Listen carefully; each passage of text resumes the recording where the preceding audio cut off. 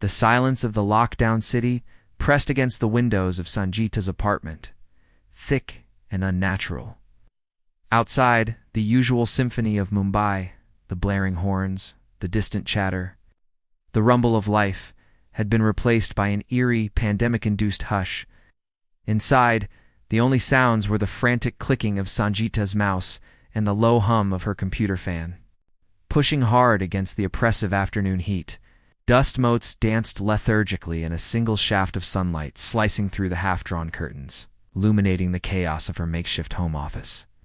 Sketches of fantastical creatures, plush monsters with wide grins, intricate robots with glowing eyes were pinned haphazardly to a corkboard, a stark contrast to the tension etched on Sanjita's face. She was the chief designer for Kelkashire, rising star in the competitive world of toy manufacturing, and the pressure to deliver the next big hit, even amidst a global crisis, was immense. Ma, please, listen to me, please." The small, insistent voice pierced through Sanjita's concentration like a needle. 6-year-old Vibhav stood beside her ergonomic chair, his small fingers plucking nervously at the fabric of her loose kurta. His large, dark eyes, usually sparkling with mischief or wonder, were wide with a desperate need for attention. His dark hair was slightly tousled, evidence of a morning spent trying to entertain himself in the confined space. Sanjita didn't look away from her screen, where she was meticulously rendering the final details of a particularly complex action. Figure destined for the scary pumpkin Halloween line, a grinning, lantern-jawed creature that seemed to leer back at her.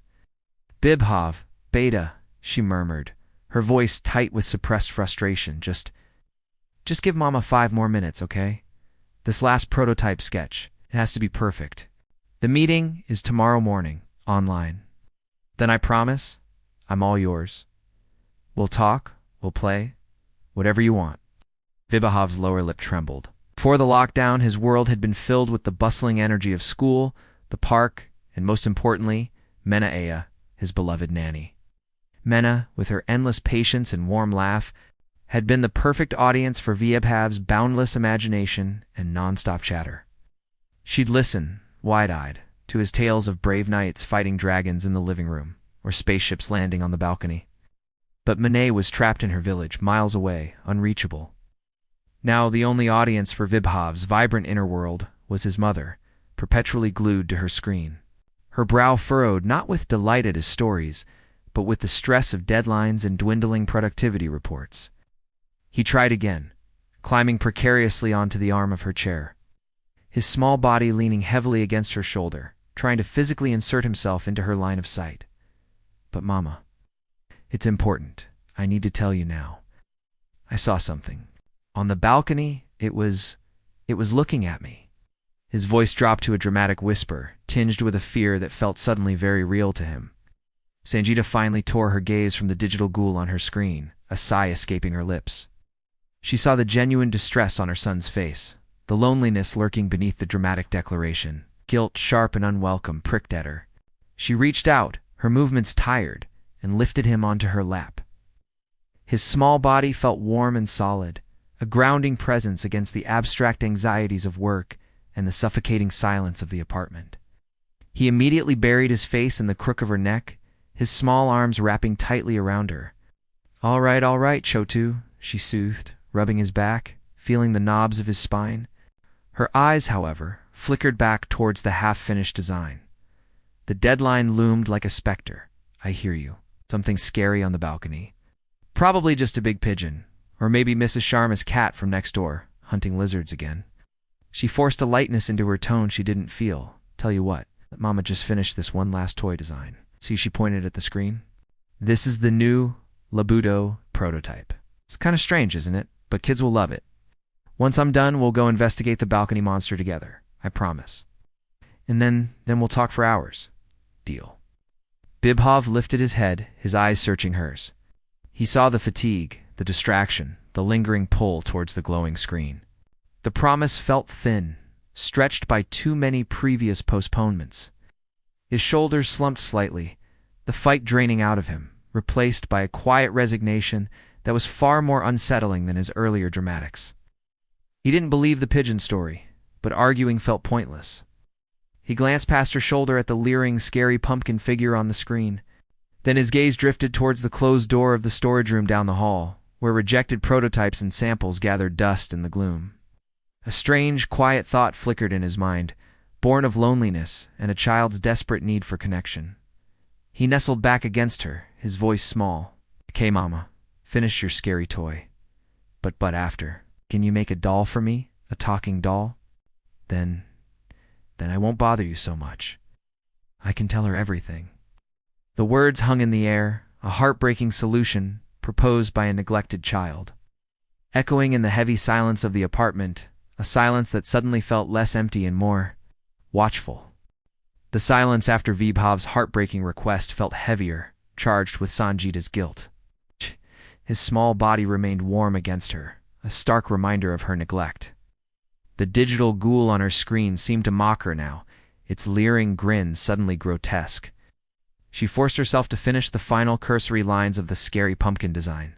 The clicks of her mouse unnaturally loud in the stagnant air. As soon as the file was saved with a sigh that felt like defeat, she lifted Vibhav, his limbs loose with resignation. "All right, Beta," she whispered, her voice thick. "Mama's done. Let's find that talking doll." She carried him not to his room, but down the dim hallway towards the storage room. A small, perpetually dusty space crammed with forgotten things. The pandemic had stranded more than just people. Weeks before the office abruptly shuttered. A box of prototype samples from the factory, her designs, sent for final approval, had arrived. In the chaos, they'd been shoved here, unopened, another task deferred. The air inside was thick with the scent of cardboard and neglect. Setting Vibhav down carefully, she navigated past old suitcases and stacked files, her fingers brushing cobwebs. She found the unassuming brown box marked Kelkashire Prototypes. Confidential. Ripping the tape, she pushed aside layers of bubble wrap, revealing glimpses of vibrant plastic and plush fur. Her hand closed around something cold and smooth. She pulled it out. It was the Lababu doll prototype, one of her earlier, more experimental concepts. In the gloom, it was undeniably striking. Sleek, stylized limbs, a large, almost animal-like head, and shimmering, pearlescent material for its skin. Yet as she held it up, the weak light from the hallway bulb caught its eyes. They were large, glassy orbs, an unnerving shade of violet that seemed too deep, almost liquid. Instead of reflecting light, they seemed to absorb it, creating tiny, fathomless voids. A shiver unrelated to the dust traced Sanjita's spine. The doll's fixed, enigmatic smile felt less friendly, more knowing. It was beautiful, yes, but in a way that unsettled her deep in her gut. "Wah, Mama." Vibhav's gasp shattered her unease. His earlier melancholy vanished, replaced by pure, radiant joy. He snatched the doll from her hands before she could reconsider, clutching it fiercely to his chest. "She's so beautiful, so fast, you're the best." He beamed up at her, his loneliness momentarily forgotten. "I'll tell her everything. All my stories." He turned and scampered towards his room, the doll a strange violet eyes, seeming to glint over his shoulder as he disappeared into the shadows of the corridor. Sanjita stared after him, the unsettling feeling lingering like a bad taste. She dismissed it as pandemic fatigue, the stress, the guilt. "Just a doll," she told herself firmly, turning towards the kitchen to start dinner. The silence of the apartment now punctuated by the soft, indecipherable murmurs drifting from Vibhav's room. Dinner felt off from the first bite. Sanjita watched, fork hovering as Vibhav attacked his plate with an intensity she'd never seen. He shoveled rice and dal into his mouth mechanically, barely chewing, his gaze fixed somewhere distant, not on her or the food. It wasn't the joyful hunger of a growing boy. It felt driven, compulsive. He finished his own portion in record time. Then, without a word, reached across the table and scooped a large helping from her plate. "Vibhav," Sanjita exclaimed, startled. "That's Mama's. Are you still hungry?" He merely nodded, his mouth full, eyes vacant. A flicker of unease touched her. He'd played hard, she reasoned, pushing down the disquiet. The pandemic, the confinement, disrupted routines. Maybe his appetite was just changing. She let him have the food, her own meal now cold and unappealing. The unsettling image of his single-minded consumption lingering. Later, it's absorbed in refining the scary pumpkin line art on her screen, adding jagged teeth to a gourd-like monster. Sanjita was jolted by laughter.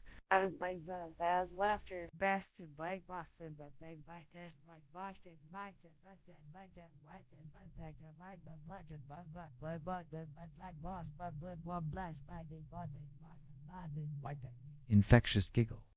This was lower throatier, almost guttural, a sound that seemed to resonate unnaturally in the quiet apartment. It lacked joy, carrying instead a chilling, hollow quality.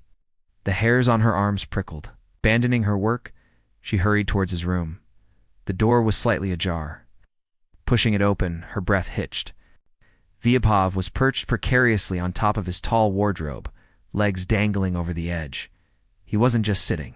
He was rigidly upright, staring straight ahead with an unnerving stillness. Clutched tightly in his small hands was the Laboo doll, its large violet eyes seeming to gleam in the dim room light. The climb itself seemed impossible for a 6-year-old without a ladder, which lay untouched on the floor of Vyabhov. Sangeeta gasped, heart hammering against her ribs. "How did you get up there? Get down this instant if you fell." The terrifying image of a broken limb, an ambulance ride through deserted plague-ridden streets, a hospital overwhelmed with the infected flooded her mind, paralyzing her with dread. "What possessed you?" He turned his head slowly, a strange, detached smile playing on his lips. "It's fun, Mama," he stated flatly. "Labuba said we should sit up high and play. She told me it's safe here. I had to listen. She helped me climb." He patted the doll's smooth head. "See? Easy." The casual way he spoke of the impossible ascent, attributing it to the silent doll, sent a fresh wave of cold fear through Sangeeta. This wasn't a story. This was something else. She coaxed him down with trembling hands, her relief warring with a deep, chilling suspicion as she pulled him close, the doll's enigmatic violet gaze fixed on her over his shoulder. "No more playing alone in here," she ordered, her voice tight. "You stay where I can see you." The unsettling incidents became a grim rhythm.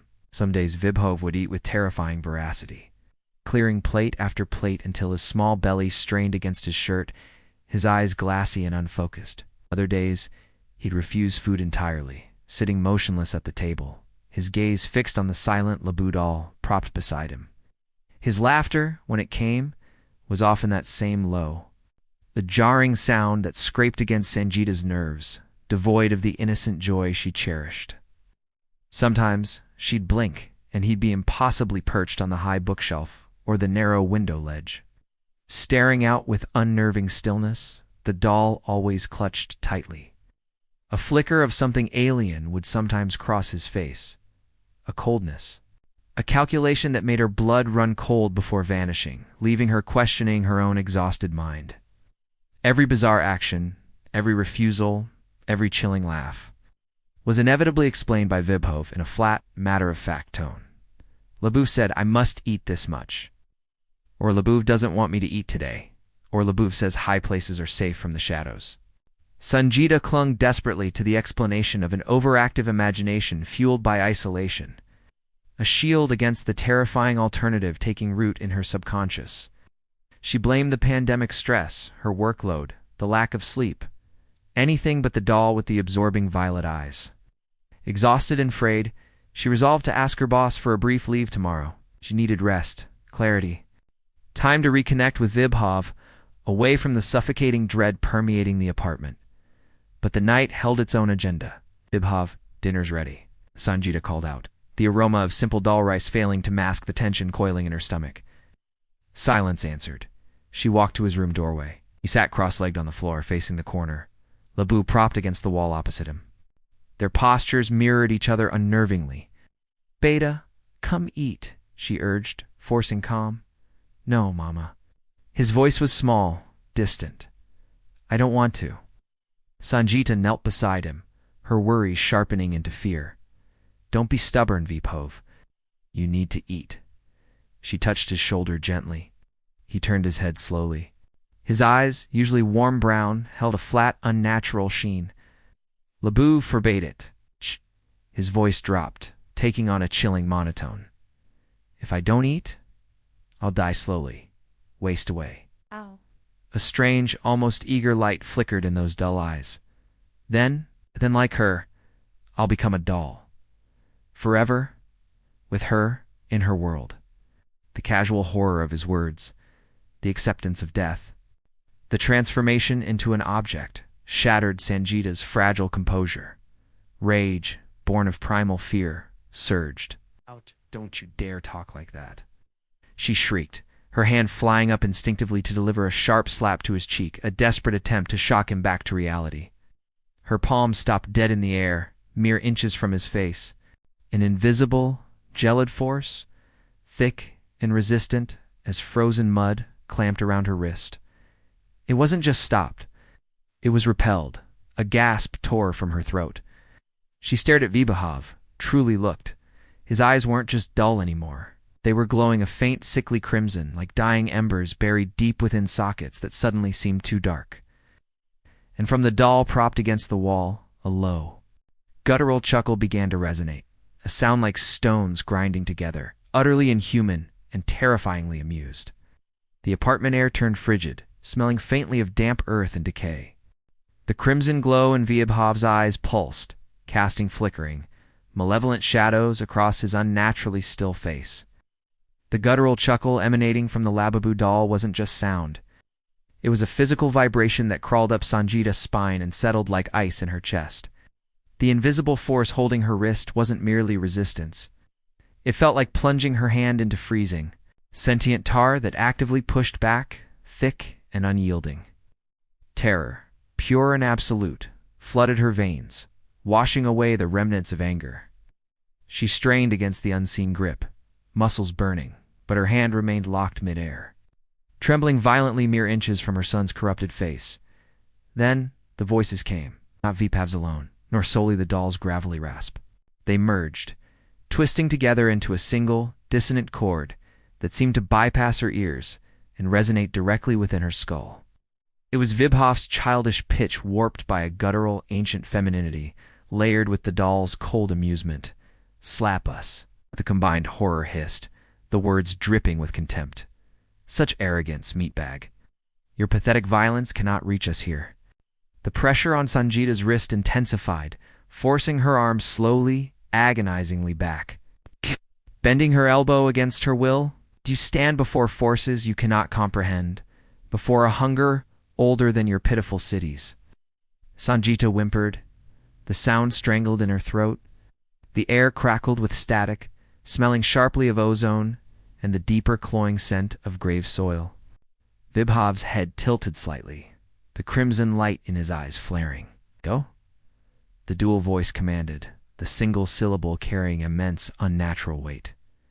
It wasn't a suggestion. It was a compulsion woven into the very sound. "Leave this place. Your presence offends. Leave us. In peace. Day." The final word elongated, twisting into a sibilant threat that echoed in the suddenly frigid room. Staying became an impossibility. Every instinct screamed for flight. The invisible force released her wrist with a sudden, jarring snap that sent a jolt of pain up her arm. Sobbing, gasping for air that felt too thin, too cold, Sanjita stumbled backwards. She didn't run. She fled, scrambling out of the room on unsteady legs. The chilling laughter of the merged voices pursuing her down the darkened hallway like a physical blow. She crashed into her own bedroom door, fumbling desperately with the handle. The sound of her own ragged breaths and pounding heart, drowning out everything except the echo of that terrible command. "Leave us in peace." She slammed the door shut, leaning against it, slick with cold sweat. The silence of her room, now a terrifying void after the cacophony of the demonic. Sanjita slid down the inside of her bedroom door, the cold wood pressing into her spine.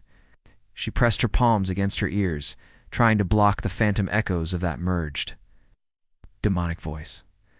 Vibhav's innocence twisted with ancient malice and cold porcelain amusement.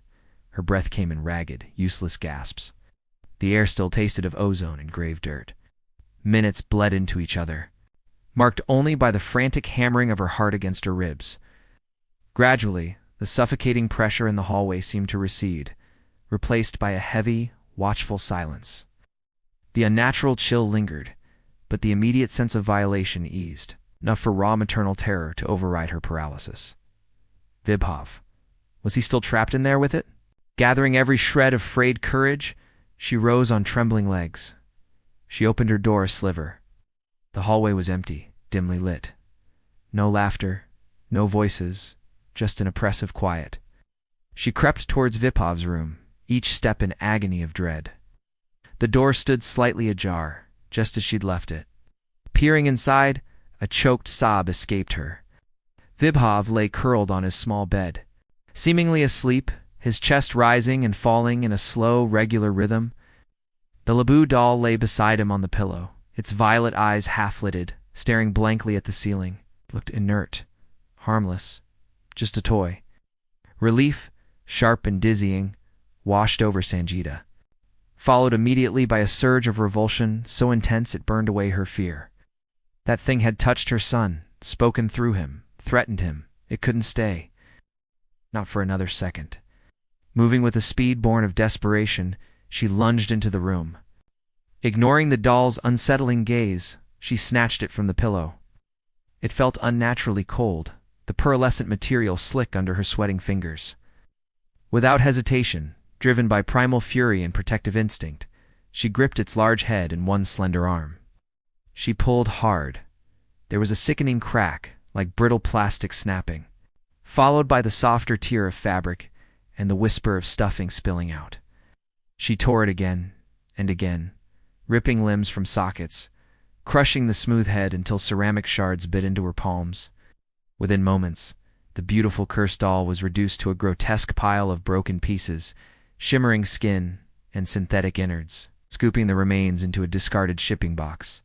She carried it to the storage room, shoved it deep onto a shelf behind other damaged prototypes, and slammed the door shut. Leaning against it, she wiped her bloody hands on her corda, whispering hoarsely, "It's over. We're free." The silence of the apartment, for the first time in days, felt like peace. She turned, ready to finally hold her unburdened son. The slam of the storage room door echoed like a gunshot in the silent apartment, a final punctuation mark to the nightmare. Sanjita leaned heavily against the flimsy wood, her breath still ragged. The sting of the ceramic shards in her palms a welcome grounding pain. Relief, thick and heady, washed over her, momentarily drowning the lingering terror. She'd done it. She'd torn the monstrous thing apart, boxed its remains, banished it to the dark. The oppressive weight that had choked the apartment for days seemed to lift. The air felt lighter, cleaner, free. She looked down at her trembling, blood-streaked hands, trophies of her victory. Shaky smile touched her lips. Vibhav was safe, asleep, unburdened. She needed to see him, to hold him, to finally offer the comfort she'd withheld for too long. Pushing off the door, she walked down the hallway, her steps quickening with newfound lightness. The silence now felt peaceful, not watchful. She reached Vibhav's doorway, the soft glow of his nightlight spilling onto the corridor floor. She stepped inside, her gaze instinctively seeking his small form curled under the blanket on his bed. The scream that tore from her throat was raw, primal. Shredding the fragile piece? It wasn't Vibhav lying there. It was the Laboo doll. Perfectly intact, horrifyingly pristine, it lay stretched out on Vibhav's pillow. Its pearlescent skin gleamed under the nightlight, its violet eyes wide open, staring directly at Sanjita with an unnerving, knowing intensity. Its enigmatic smile seemed wider, crueler, where its limbs had been torn. There was no sign of damage, no cracks marred its smooth head. It looked exactly as it had the moment she'd pulled it from the box, only now radiating a palpable aura of malevolent triumph. Sanjita's frantic gaze darted around the small room. No Vibhav. Her heart hammered against her ribs like a trapped bird. Her eyes snapped back to the doll. Clutched tightly in its perfectly formed hands, held against its cold, unyielding chest, was a smaller figure, a tiny, meticulously detailed doll. Dressed in Vibhav's favorite blue pajamas, with Vibhav's messy dark hair sculpted in miniature. With Vibhav's face frozen in a look of silent porcelain terror. Its tiny glass eyes reflected the nightlight's glow, empty and lifeless. Before Sanjita could move, before she could scream again, the Laboo doll's head turned smoothly on its neck, the movement utterly unnatural. its violet eyes locked onto hers. A voice, cold as a glacier and echoing with ancient malice, slithered from its unmoving mouth, filling the room, filling her skull. Foolish flesh, did you believe you could destroy me? I am no mere toy. I am the curse, the hunger from the void, the inevitable, unbreakable. Its grip tightened around the tiny Vibhav doll. I needed companions in my silent world. Behold. The doll's violet eyes seemed to blaze with infernal light. I found one. Sanjita's legs gave way. She crumpled to the floor, the world tilting violently into darkness as the doll's cruel laughter, both familiar and utterly alien, chased her down into oblivion. Consciousness returned to Sanjita in fractured pieces. The cold, gritty feel of the floorboards against her cheek, the lingering stench of grave dirt in her nostrils, and the echo of that monstrous voice. Unbreakable. I found one. Her eyes snapped open. Vibhav's room swam into focus. The Labuda doll still lay on the pillow, its violet eyes now closed, unnervingly serene. Beside it, the tiny Vibhav doll remained clutched in its porcelain hands, a silent, horrifying effigy. A raw, keening sound escaped Sanjita's throat, part sob, part denial. No, not my son. Not like this. The crushing weight of despair threatened to suffocate her. But then, a spark ignited in the ashes of her terror. A desperate, consuming fury. Fire. Fire purified. Fire destroyed utterly. The stories, old wives' tales whispered of fire banishing evil spirits, reducing cursed objects to harmless ash. If the doll was truly unbreakable, perhaps fire was the answer. The only answer. Scrambling to her feet, ignoring the dizziness, she lunged towards the bed. Not for the tiny Vibhav doll. The sight of it was unbearable agony, but for the source. Her hands, still smeared with dried blood from her earlier attempt, closed around the Labubu doll's cold, smooth torso. It felt heavier than before, dense with malice. Ignoring the instinctive revulsion, she yanked it free, the tiny Vibhav doll tumbling onto the sheets. She couldn't look at it. She wouldn't. Clutching the larger doll like a poisonous viper, she stumbled out of the room, down the hall, past the storage door where the false remnants lay, and into the small utility balcony. Rain lashed against the glass, mirroring the storm within her. She fumbled with the latch, shoving the balcony door open, letting in a gust of wind and cold spray. Kneeling on the wet tiles, she grabbed the small can of kerosene kept for emergencies. With trembling hands, she doused the Labubu doll liberally, the sharp, acrid smell cutting through the damp air. The doll's pearlescent skin darkened, absorbing the fuel. Sanjita struck a match. The tiny flame danced wildly in the wind. For a split second, the doll's violet eyes seemed to flicker open, meeting hers with ancient contempt. Then she dropped the match. Blue and orange flames roared to life, engulfing the figure with terrifying speed. The heat stung her face. The plastic skin bubbled and blackened, the limbs contorting grotesquely. A sound emerged from the inferno. Not a scream, but a low, distorted gurgle, strangely reminiscent of Vibhav's choked sobs. Ma, ma. What? Inside? I'm in. Here. The words, warped by the crackling flames, seemed to tear from the melting form. Sanjita recoiled, hands flying to her mouth, horror warring with grim determination. Trick. The curse's last lie. She watched, tears mingling with rain on her cheeks, until the gurgling ceased, the figure collapsed into a smoldering, shapeless mass of blackened slag and bubbling plastic, and the flames died down, leaving only a pile of greasy, foul-smelling ashes staining the wet balcony floor. Its silence descended, broken only by the drumming rain. Exhausted, hollow, she turned away from the ashes, clinging to one desperate, fragile hope. It's done. He's free. She stepped back inside, shivering, the phantom cry still echoing in her ears as she closed the balcony door on the charred remains of the curse. Shivering, soaked by rain and kerosene stench, Sanjita stumbled back inside, slamming the balcony door shut on the greasy, smoldering remains. The phantom cry, Ma, inside, still echoed, but she crushed the memory. A lie. The curse's dying breath. Relief, fragile and desperate, bloomed in her chest. It was over. The abomination was ash. Vibhav was free. She needed to hold him, to feel his warmth, to erase the image of the tiny porcelain effigy. Oh. She hurried down the hall, her wet clothes clinging, her breath coming in ragged gasps that felt like the first clean air in days. Pushing open Vibhav's door, a smile, born of pure, exhausted deliverance, began to form on her lips. It died instantly. Perched precisely in the center of Vibhav's rumpled bed, legs crossed, sat the Labu doll. Its pearlescent skin gleamed impossibly, untouched by fire or rain. Not a scorch mark, not a hint of warping. Its violet eyes were wide open, fixed on her, radiating ancient glacial malice. And clutched possessively in its lap, held tight by delicate porcelain fingers, was the miniature Vibhav doll, its tiny face still frozen in silent terror. Before Sanjita could scream, could move, the doll's head tilted. Smooth, unchanging mouth didn't move, yet the voice filled the room, colder than the rain, sharper than the kerosene fumes. It wasn't the merged demonic tone anymore. It was pure, cruel porcelain malice. Foolish, blind meat sack, it hissed, the sound slithering into her bones. You thought you burned me? Burned the vessel you so desperately sought? The doll's grip tightened on the tiny figure. Child was already mine. His essence, his spark. I transferred it into this. It lifted the miniature Vibhav slightly. The doll you tore apart in the storage room, that was him.